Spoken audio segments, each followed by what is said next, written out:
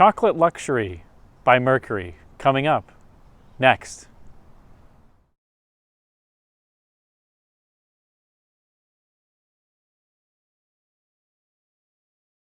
So today we have a special vehicle for those of you who like brown colored cars. Doesn't get much more brown than this behind me. Or cars that I'll say have a commanding road presence. This is a 1973 Mercury Marquis Brougham. One of the, in my opinion, one of the best luxury cars made in the era, despite it not being a Cadillac, Lincoln, or an Imperial. It was really a mid-price luxury car that I would say set the high bar at a time when Ford was trying to push Mercury even more upmarket from where it was in the past. This was during the time from about 66, 67 until 74, I would say, where Ford was very consciously trying to make Mercury into a baby Lincoln, even all the way down to the hood ornament, which is effectively a rotated Lincoln symbol with a wreath around it. Pretty funky. Let's take a look at this car in more detail.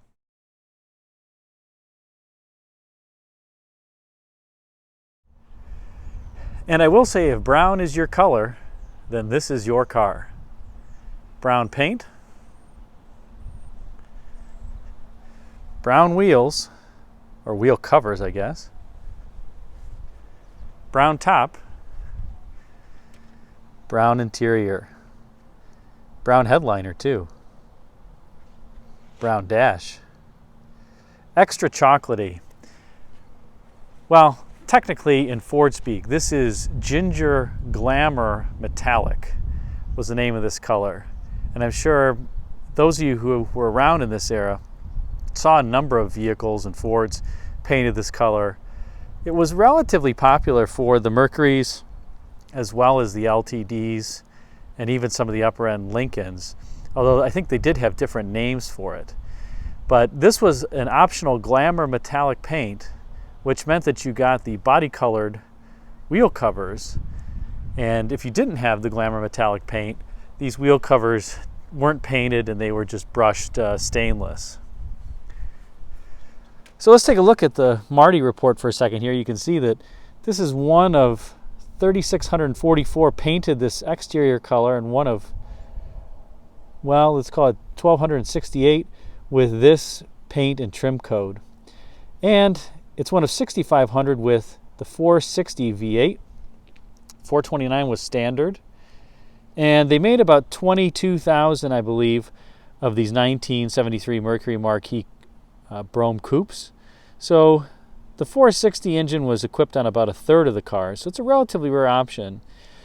But this car also has a number of other unique features, including a shorter traction lock rear end and the cruise control, tilt wheel, power seat, reclining passenger seat, which was an option in those days.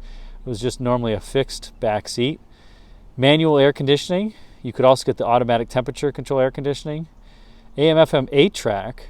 There's something for those from the disco era, which you don't see anymore. Body side moldings, deluxe seat belts, which means that they're color keyed as opposed to black.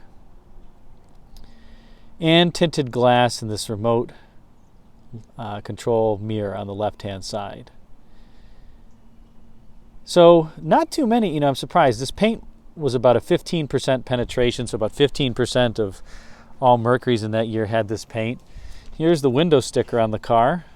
Pretty lengthy. The base price was $51.51. This car rang in at almost $7,000, which was pushing about the equivalent of $40,000 in today's dollars.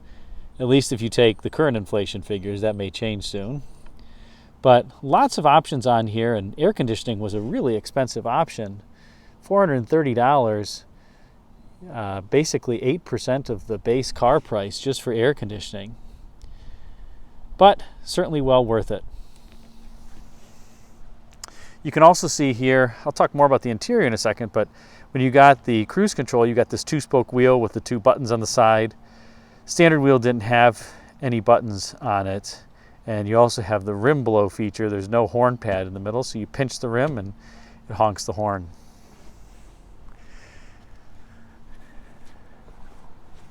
We back up and look at some of the exterior detailing. 73 was a 1 year only styling year for Mercury, as was 71, 2, 3, and 4. And I have a comparison video of the 71, 2, 3, 4 Mercuries on my channel. Feel free to check it out so you can see some of the 1 year differences. I'll relate some of them to you though now. First is this grille. This was a 1 year only grille. And the overall style, by the way, I would say of the car changed in 73 from 72. This whole sheet metal area, the roofline was different.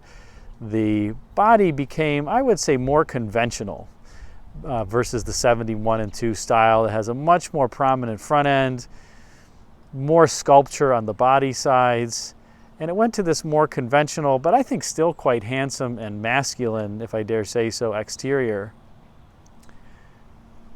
that I like, in spite of it having the 5-mile-an-hour crash bumper in the front, which is really what dictated some of the revision to the styling. But I do love how the hidden headlights, the grille spills over from the center point into the headlights. And this year the grille actually was metal. 74, this went to plastic. But this is all metal, so that is not going to chip. If you look at a 74, you'll see it's effectively the same front end, same turn signal lights, same funky hood ornament too even. Just take a look at this. It's the Lincoln logo kind of rotated by 90 degrees with some slats and a wreath around it. So Ford was really playing around with some unique logos in this area for what they called Lincoln Mercury Division. This logo lasted for 2 years. You'll see it hanging on the 73 and 74 hoods. And then in 75, they took this logo and then they rotated it 90 degrees. So it actually was almost identical to a Lincoln logo, but they put the wreath around it, basically going from here and looping around and back to the other side.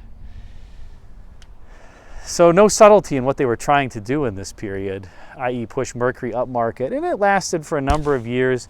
I think the last year for these upmarket Mercurys is really 74. After that, whether you're talking about a Mercury, a Ford, a Lincoln, the bean counters at Ford started to take over and took cost out of the car, everything from sound deadening to chrome trim to commonizing instrument panels in later years, and they just lost some of their specialness in my mind. This is really 67, which I have right there, to 74. It's really the pinnacle for Mercury, if you can call it a pinnacle. And I will say, though, the strategy didn't work for Ford. They tried to push Mercury upmarket and have them compete more against the higher-end Buicks and high-end Oldsmobiles as opposed to the Pontiacs. And the sales just really were not great on these cars. Selling 22,000 of these coupes, it wasn't a remarkable number. And they sold something like 40,000 four-doors in that zip code. So it was not a high-volume seller. And honestly, very few of these are left. I have access to a registration database through a former employer, and they have, I believe, about 180 of these cars are still registered in the US. That's it. And by comparison, if I wanted to see how many 1973 Corvettes are registered, there's still about 15,000. So the survival rate of these cars is very, very low. In any event, cool hidden headlight doors. These are vacuum operated. It's the first year that Ford went to a system that has a separate tank under each side to activate the headlight doors, as opposed to one in the middle, like the 71 and 2s had. This system is more costly and it's less reliable.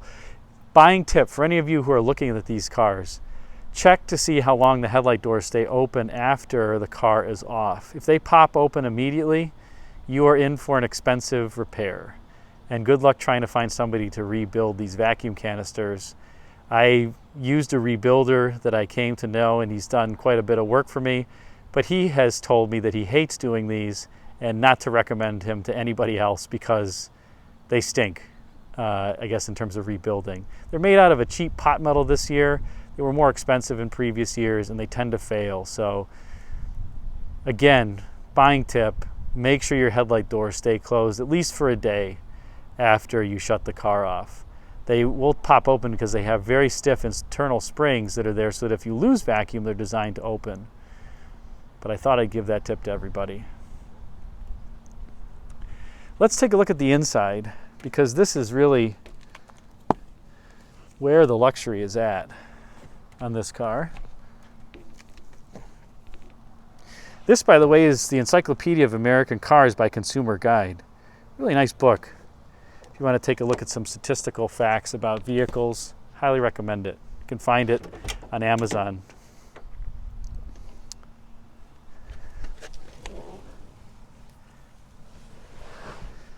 So turning inside here, 73 was the first year for this dash, and I would say it's not quite as luxurious of an overall interior as the 71 and 72 models. 71 and 2, this whole door panel was soft touch plastic. The entire thing. There's really not a piece of hard plastic anywhere. And this one, while you do have soft touch material here and this pad, this is hard plastic. You do have the nice carpeted lower here. And this is a one-year-only door panel design. In 74, Ford got rid of this. I guess people complained about this door handle not being visible, and they went to a different design where the door handle was more conventional and easier to see. It's also a bit crude in terms of the injection molded here. This is pretty, I would say, rough flashing that wasn't finished. Now your fingers don't go there, they grab up here. It's still not the best finish. Aside from that though, I would say the dash looks pretty good, even though it has the obviously faux wood grain. Quite handsome. It is a one-year only instrument panel top pad as well. So this instrument panel in 73 has kind of this radius right here. And in 74, they eliminated that and went to almost like a bi-level top pad. I don't know why. My guess is maybe for crashworthiness and for a center occupant, that having this be on a diagonal was not something that was advantageous, because if somebody's head hits this, it's going to get some unnatural forces. But I honestly don't know why that's the case and why they changed it only after 1 year. 74 to 78 top pads will fit on here, but they are not correct. And 73 is the last year for these twin comfort lounge seats, which are my absolute favorite. This one finished in, I don't know what else you'd call it other than like a faux ostrich leather print cloth. So how does it get any better than that? Extremely comfortable, very supple, well padded. I mean, look at this armrest. This is not a chintzy armrest. You know, now you get, if you have an armrest in a car, it's maybe got a 1/4 inch of padding, your elbow gets tired after a while. This thing, you can sink your elbow into it, kick back, relax, enjoy the trip. This car even has great, very, very deep pile carpeting that came into the vehicles in 73. In 71 and 2, this carpeting was not quite as rich. It was a little bit thinner. But one addition that they made to the interior from 72 versus 3 was this carpet. I mentioned the dashboard already. They also added a dome light. This dome light was not there in 71 and 2. And it also was gone, actually. It was there in 67.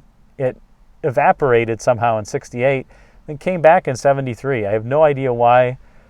The 71 and 2 interiors, when you open them at night, are a bit dark without this dome light. I guess it was costed out and then brought back because people complained.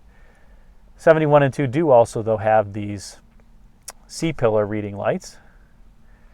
And you can see the back seat is a nice place to be as well. Decent legroom back there. Let's take a quick better look.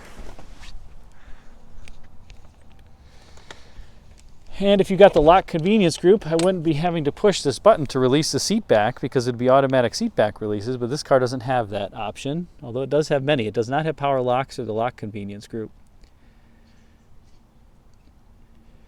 But in 73, a couple things. They still had armrests in the rear, but I think the later part of 75, those were gone, or 76. One of the casualties of cost cutting. The other casualty of cost cutting for those Ford aficionados who notice is my rear window glass is down. And there's a switch right there. That got costed out, I think, midway through the 1975 model year, and they all became fixed glass. So this one, you can watch it operate.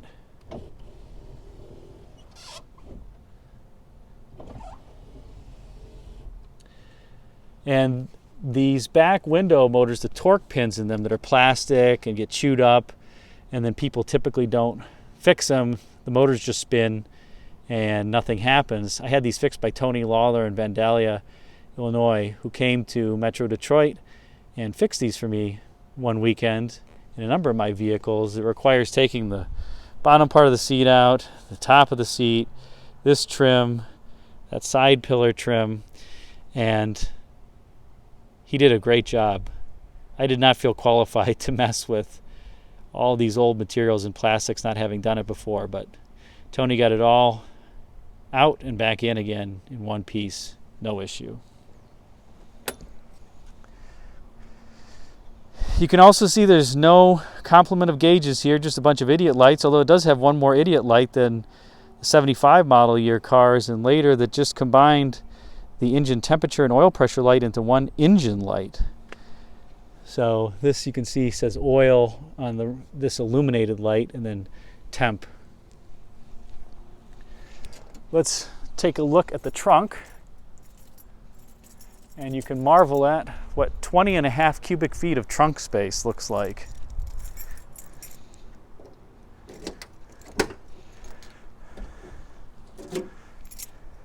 So there you go. Very deep well. I've got some spare wheel covers there, and I've taken the seat belts, the shoulder belts off of here, because they kind of annoyingly flop around in the wind, and I like windows down cruising for a day like this where it's about 70 degrees. It's one, I think, T50 bolt that basically holds all that in, and I also needed to get some new seatbelt anchors, which thankfully I have now. Otherwise they really rattle around. And there's the original floor mats for the car. But a big trunk. People either loved or hated this Ford trunk with this deep well because you're really stooping down to pick up anything. But it does provide a lot of extra space, and that's really because the fuel tank is located there in a very, very safe location vertically. GM almost always had the fuel tank down here, same with the Chryslers, where you'd have the fuel filler neck under the license plate. Ford fuel filler is on the side there. But a huge trunk nonetheless.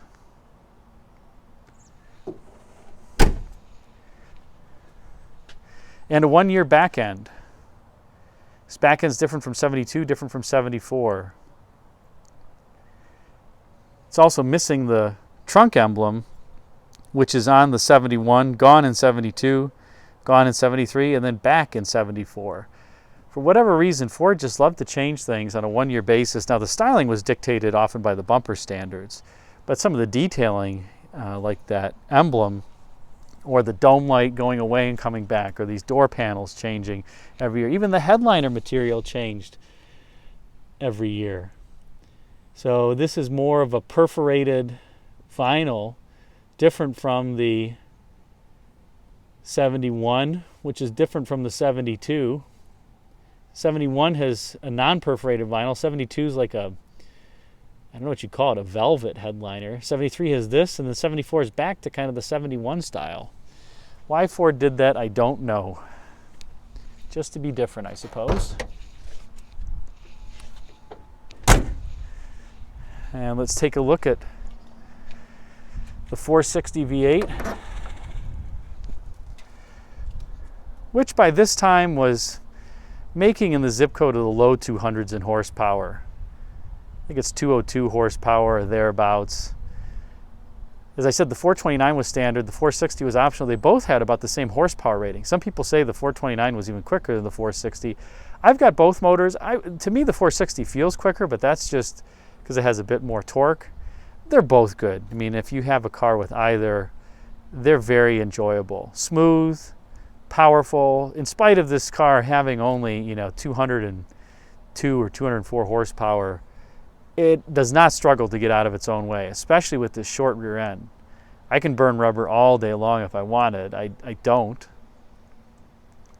I will say, for those of you who are looking to buy one as well, check the water pump and see if it has been replaced. This one's obviously original. They tend to go out around this time due to age, and mileage, with the belt tension being on them for all these years. Best way to check it is to grab a hold of the fan and wiggle it. And if you feel that there's movement on the shaft, that bearing is starting to go. This tensioner pulley is also something that the bearing tends to go in this. I found those replacements on a company called Alt Tensioner on eBay, and they make a really high quality replacement. This one actually, though, is fine, but I've had to replace those on some of my other 429, 460 cars. People also comment on the coffee cans. These are different vacuum reservoirs for the headlight system. Headlight system actually has a number of vacuum canisters. So these are headlight and HVAC canisters here. And there's another tank there in the fender, but you can see this vacuum line going to it. This is the main one for the headlights. And if you want the headlights to manually operate, there's a little switch here that you rotate and it'll cause them to open, releasing all the vacuum.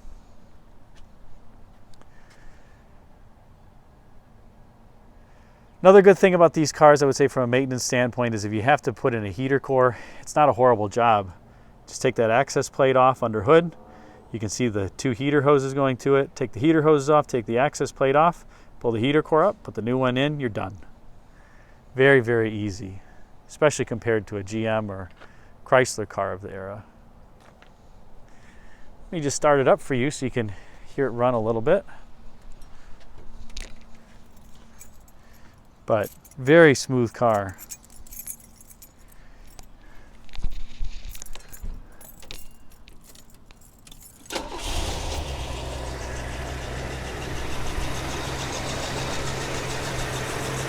And the fast idle's on because it's cold.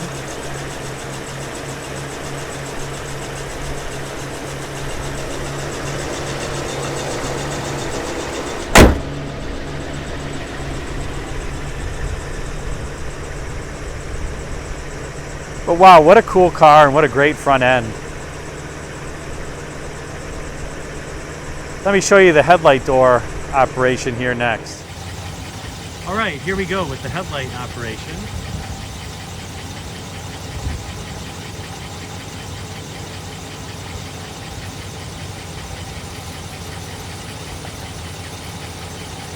There we go.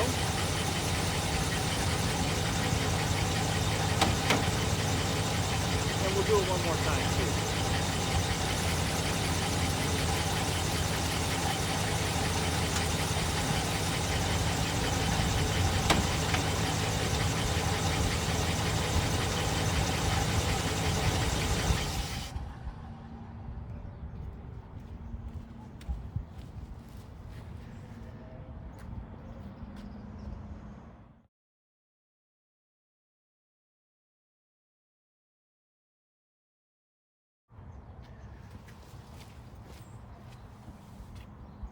Some people like to call these 6-body trunks.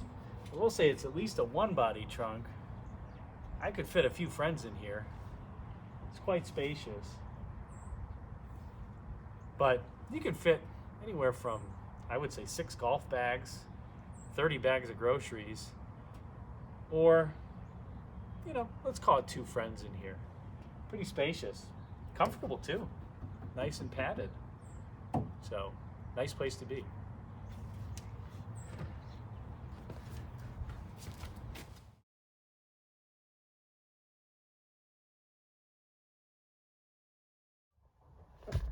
All right, let's take it for a ride.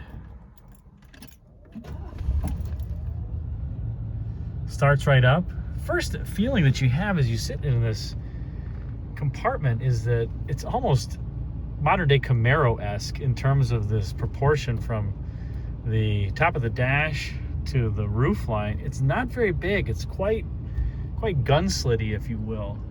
Not a lot of window glass area in here, especially compared to the GM coupes of the era, and even the Chryslers, I would say.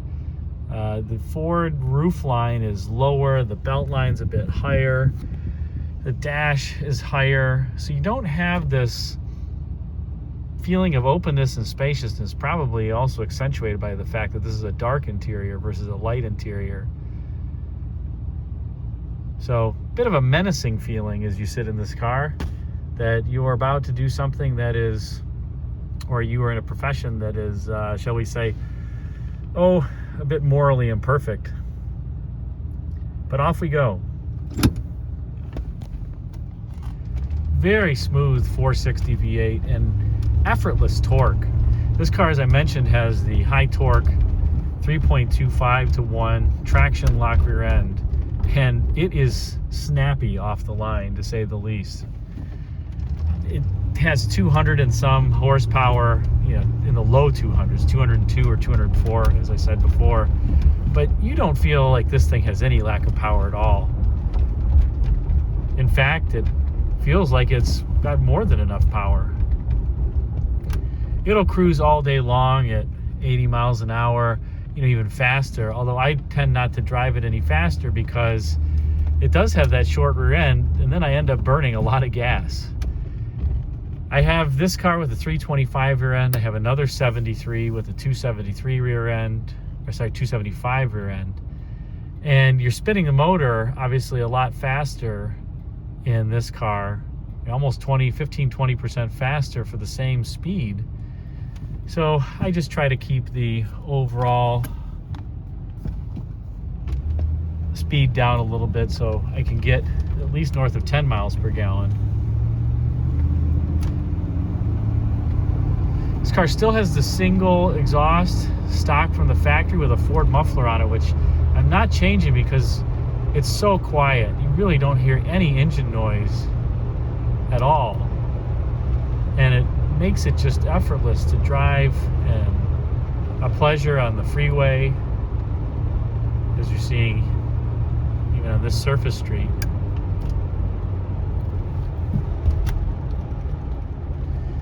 These Fords have quieter turn signal indicators than the GMs. GMs are pretty noisy. I believe on the GM, the flasher module is clipped to the bottom of the IP, so it actually resonates the frequency of the clinking through the IP. Here we go. A little fun for everybody.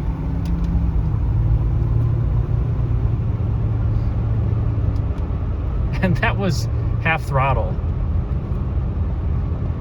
And again, this has a posi rear, so this car does not lack for power at all. It's just a hoot to drive. Some people love muscle cars, and I love them too. I mean, they look great, but how can you pass this thing up? It's got a 460. It has super comfortable seats. Has air conditioning, power windows, power locks, AM/FM 8-track. I don't have any 8-tracks to demonstrate, sadly, by the way. I can turn the radio on, which probably will get me, if I had any more seconds of that, I'll get flagged on YouTube.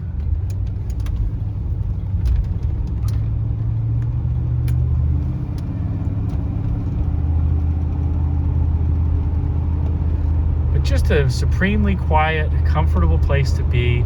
These seats, you sink into them kind of like you're sitting in a pool full of Jell-O. Maybe spring-loaded Jell-O. They do have some support, no lateral support at all. But you're not taking corners fast in this car. This is a car for making miles in a straight line, setting the cruise, and just enjoying yourself.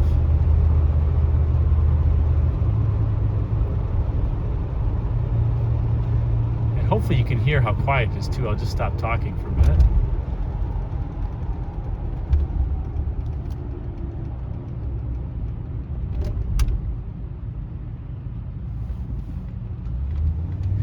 This car came from New Mexico. I bought it sight unseen. People ask how I find these. It actually was a friend that found it for me. He knows that I love these. He unfortunately feeds my addiction for them. His name is John. He found it on Facebook Marketplace, of all places, in Roswell, New Mexico, where the car was its whole life. And how this dash didn't get sun-baked and the interior's not faded at all. I suppose it was always garaged. So this was somebody's baby. I bought it from the second owner, who was pushing 80 years old and wanted to place the car with a good home. And I bought it sight unseen. Price was right, thought I'd take the risk, and all I've really done to it is change all the fluids, made a few adjustments. I rebuilt the carburetor. I put a new record radiator in. I always recore my radiators so they look original, and my radiator guy is stellar. I prefer that over the cheap auto store replacements that don't have good quality, in my opinion. I'd much rather have a better record radiator. And I upgrade them. These came with stock 2-row radiators, even with the air conditioning in New Mexico and the fast turning rear end. It still just had a 2-row radiator, so I put a 3-row in it. Doesn't cost really anything extra. I get a little extra cooling capacity. So if you're looking for the quintessential American land yacht that's, I would say, high quality, quiet, powerful, this is really what you want. And I originally was a GM guy at heart, but once I started buying some Fords just from this era, the late 60s to early 70s, I couldn't have enough of them. They were just such high quality, quiet, beautiful riding, driving cars. Only flaws that I can really say for this car are the steering ratio is very slow compared to the GM and Chrysler power steering boxes of the time. And aside from the steering box, I would say the C6 transmission isn't the smoothest shifting. It's very durable. Some people like to feel their shifts. For me, I prefer how the Turbohydromatic 400 and the Chrysler 727 Torque Flight shift. But that's preference. C6s, are going to last a long time. They're very durable, reliable, and it's not obtrusive. But if you're used to a GM or a Chrysler transmission and then you get in this, you're just going to feel the shifts. That's how they're all built. I've got a ton of cars with these transmissions. Doesn't matter, C6, C4 FMX, Cruise-O-Matic, they all kind of had that same shift feel from this era. Thanks for taking the ride, and hope you enjoyed this review of my 73 Mercury Marquis Brougham. Take care. Well, hopefully you enjoyed that video of a rare classic car. And if you did, please like the video because it helps me get the video ranked higher by the YouTube algorithm. And then also hit the subscribe button, which I'll put right there, the circle that you see. Once you hit subscribe, hit the bell, and that way you'll get notified of any new videos that I post. Hope you enjoyed this particular video. Stay tuned until next time, and until then, take care and happy motoring.